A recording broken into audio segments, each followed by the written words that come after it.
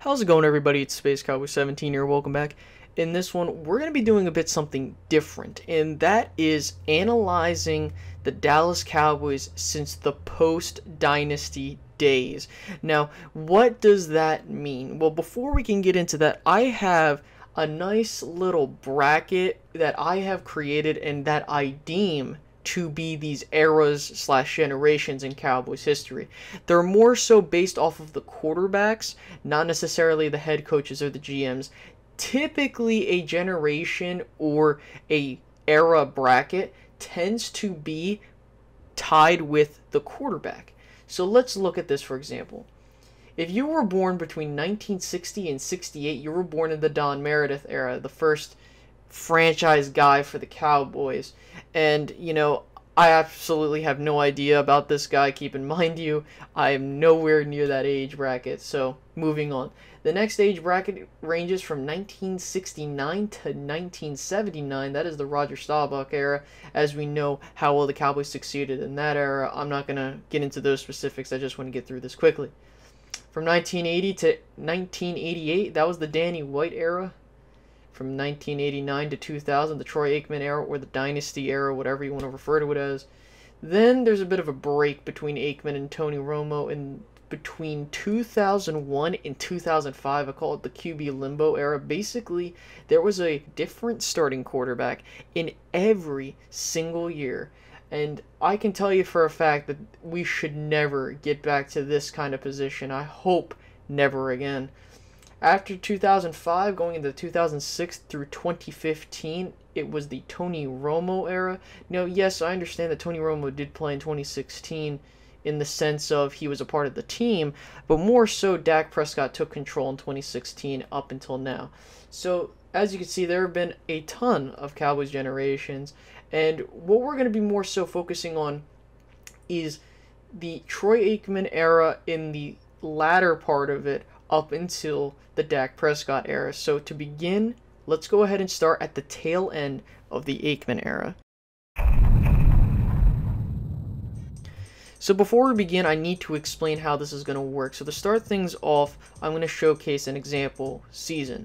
As you can see, this little bracket that I created will showcase the year, owner, GM, coach, the QB with the most starts that year, the record the team went, the playoff berth if they achieved one, and the amount of playoff wins that they had or success in the postseason.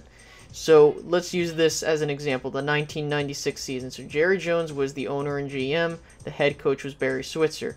Troy Aikman had the most starts that season. The team went 10-6 and achieved a playoff berth and won a wild card round matchup, but lost in the divisional round, as you can see. So let's go ahead and let's expand the list. So as you can see, in the latter part of the Troy Aikman era, after the 5th Super Bowl the Cowboys won, there have been 3 different head coaches in this time period. The Cowboys had 2 winning records, 1 average record, and 2 losing records. They were managed to make it to the postseason 3 times in this span. However, they only won 1 playoff game, and that was in the wild card round in 1996. So clearly, this latter part was not the greatest way for Aikman to go out, unfortunately, and I do think we did a disservice to him, especially since he retired early for his age. He did retire, I believe, at the age of 34, so obviously I felt like Aikman could have probably gone a couple more years, but, you know, he did retire from the fact that Jerry Jones didn't even do well in the front office, and we know about that from his football life, and here's a clip of it. This was the last snap of football that Troy Aikman ever played. Looking and throws it away. Takes a big hit. Wow, Arrington with a big close. Look at the impact Arrington has on that hit. It's official now. Troy Aikman has suffered another concussion. His terrible luck with head injuries continues.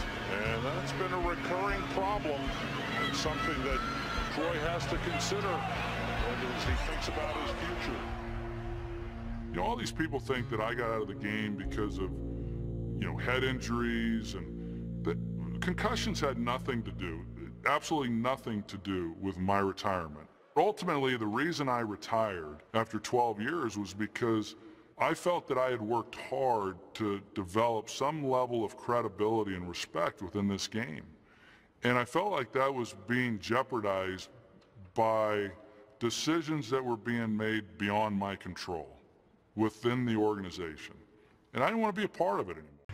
So based off of what he said, and not only that, looking at the chart, the Troy Aikman era in the latter part after the last Super Bowl was rather disappointing. 3 different head coaches, only 3 playoff berths, and a single playoff win. So, and not only that, the team wasn't really that great anymore, so we could expect that. So, let's go ahead and move on to the QB limbo era. Okay, so moving into the QB limbo era, I first must explain what do I mean by this term. What QB limbo is basically when the team does not have a franchise or set starter for the quarterback position, and it definitely can make the franchise extremely unstable if they don't have a guy like that to come in and take the reins. So let's go ahead and look in very much detail of this era. So once again, owner and GM Jerry Jones. There were 2 different head coaches that took control in this era, and there were 4 different starting quarterbacks of this era in Quincy Carter, Chad Hutchinson, Vinny Testaverde, and Drew Bledsoe. Okay, in terms of having the most starts. In terms of the record-wise, the Cowboys had 3 losing seasons that involved 10 or more losses and had 2 winning records, one of which resulting in a playoff berth. So in this era, the Cowboys only managed 1 playoff berth, and it didn't even involve a single playoff win. They lost in the wild card round to the Panthers, and I vividly remember some aspects of that game. Okay, because if you keep in mind also, when someone turns about 4 or 5, possibly 6 years old, they start to develop some form of memory in regards to football, because now they're actually beginning to learn and understand and more or less getting a grasp of remembering things. So with that being said, this is more so when people my age began to start watching the Cowboys, if they were integrated into the fan base, whether that be through their family or watching the team somewhere else. So as you can see, this has been a pretty disappointing era, and trust me, I hope the Cowboys never get back to this kind of place ever again. So let's move on to the Tony Romo era. Okay, so looking at the Tony Romo era, we can clearly see that the Cowboys are doing much better in terms of being consistent from crossing over from that QB limbo era for the early parts of the Romo era before they ended up collapsing in 2010. So let's go ahead and look real quick. Jerry Jones, the owner and GM. Now, there were 3 different head coaches, and there was, of course, 1 starting quarterback, but John Kidna had most of the starts because of Romo's injury in 2010.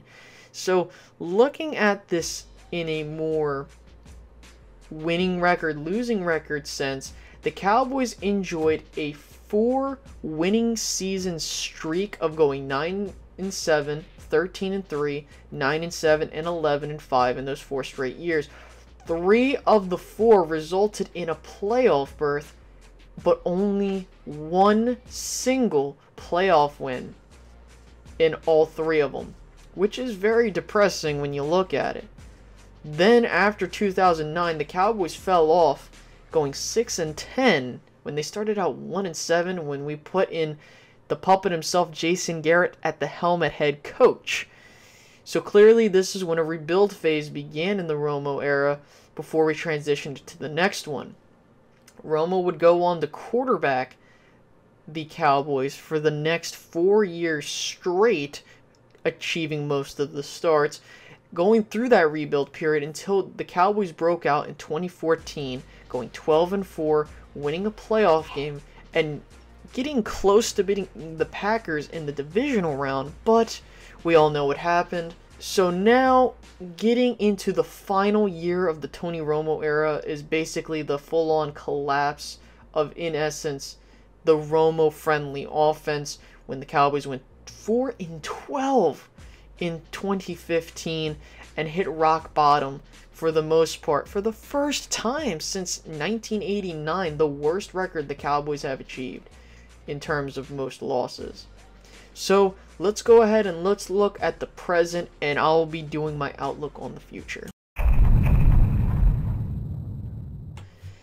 Okay, so the Dak Prescott era is very young. We don't know exactly what the future entails, but from what we're looking at it is looking a bit bright in terms of the talent of the players, but with the coaches, not so much.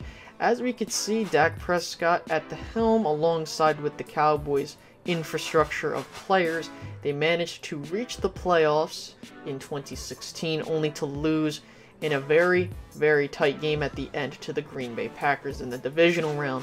And then in 2017, managing to go 9-7, even though they went 9-7, it more or less felt like an 8-8 season with ups and downs.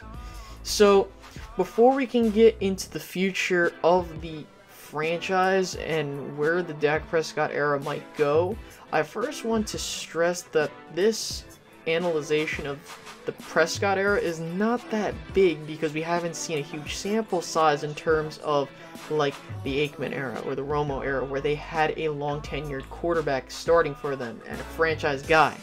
So I'm not saying that Prescott isn't a franchise guy, I'm just saying, like, guys, it's literally going to be his third year in the NFL, so I don't know where it's going to go. So before we can get to wrapping up, I want to go over the future of the franchise. Okay, so as for the future of the Dallas Cowboys in terms of us as fans, the younger generation, and possibly any future generations, I can't tell you what the future might unhold. So obviously, to an extent, I can tell you for the fact that I can't say that it's bright in the sense of the coaching staff and the upper management. I can say it is bright with the talent level that the players possess. I feel like the team's players can take the team far. However, with the coaching staff not being able to adjust and develop and catch up with the game, I feel like the Cowboys are a step behind everyone else. Even if they end up going 12-4, 11-5 next season, am I expecting something special in terms of a run? Well, if the players can carry the coaching staff, then maybe. But I'm not trying to say the players suck, saying they can't carry the coaching staff. It's just I don't feel confident that this young team, with this dude as a puppet running the organization in terms of the players, isn't going to take us far, guys. And I hate to say that. And it would really much suck considering the fact that some people my age are going to their third year of college, if they are in college, getting into their 20s. And the Cowboys have yet to make it to the NFC title game. The farthest that they managed to make it to getting to the NFC title game were 2014 and 2016. Plain and simple. I would argue that 2016 was the closest they've gotten. You could say that 2014 was, considering we were winning that game, but I don't know what the future holds, guys, and I can't tell you that.